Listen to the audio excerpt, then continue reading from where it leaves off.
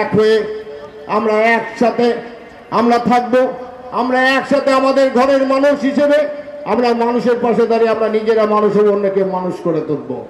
ভারতবর্ষকে বিভেদ করতে পারবে না। ভারত মা আমাদের জননী, জন্মভূমি স্বর্গাদপি করিয়েছি। এই ভারত মায়ের বুকে আমাদের জন্ম, এই ভারত মা আমাদের, ভারত মায়ের সন্তান আমরা। অতএব কেউ যদি নিজেদের স্বার্থ সিদ্ধির জন্য, নিজেদের স্বার্থ চরিতার্থের জন্য যদি একে ভাগ করতে চায়, এই বৈষম্যতা সৃষ্টি করতে চায়, তাহলে আমরা বলবো আমরা এক হয়ে লড়বো। আমরা এক হয়ে মানুষের পাশে দাঁড়িয়ে বলবো আমরা মানুষ, আমরা ভারতবর্ষের মানুষ, আপনার মালিক এক, আমরা সেই মালিকের সন্তান। তোমরা আমাদের আলাদা করতে পারবে না।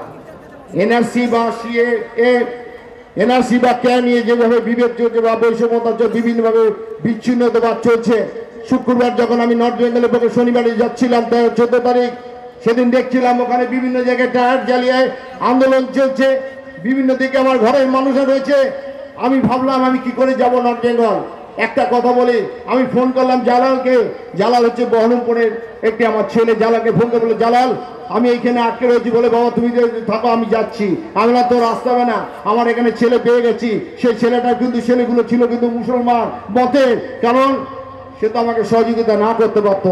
সে বললো, বাবা তুমি এখানে বসো, এখানে আগুন জ্বলছে, ওরা আন্দোলন করছে, শেষ হয়ে যাবে, আমি তোমাদের খবর নিয়ে তোমাকে ঠিক এখান থেকে পার করে দিচ্ছি। আমাকে পার করে দিয়েছে সেই সব ছেলেরা। কারণ আমি আমি আমি গেছি হযরতবালে গেছি, সেখানকার ইমাম আমাকে বুকে জড়িয়ে ধরে নিয়ে গেছে শ্রীনগরের দিকে। আমি গেছি আজমির শরীফে, আমাকে নিয়ে গোলাপের মালা পরিয়ে মাথায় পাগড়ি করে ছবি তুলেছে। আমি গেছি ওই হিন্দু মন্দিরে যেমন গেছি, আমি ইসলাম মন্দিরে তেমনি গেছি।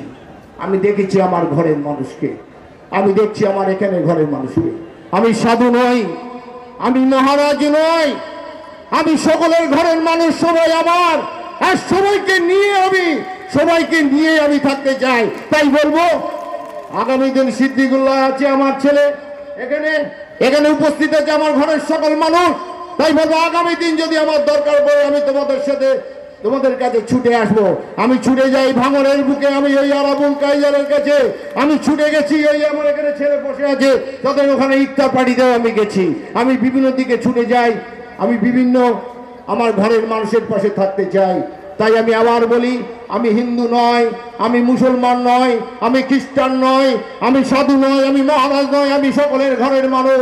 সবাই আমার, সবাইকে নিয়ে আমি থাকতে চাই। তোমরা মানুষ হও, সবাইকে মানুষ করে নিও। আমরা ভারতবর্ষের মানুষ হিসেবে বাঁচবো।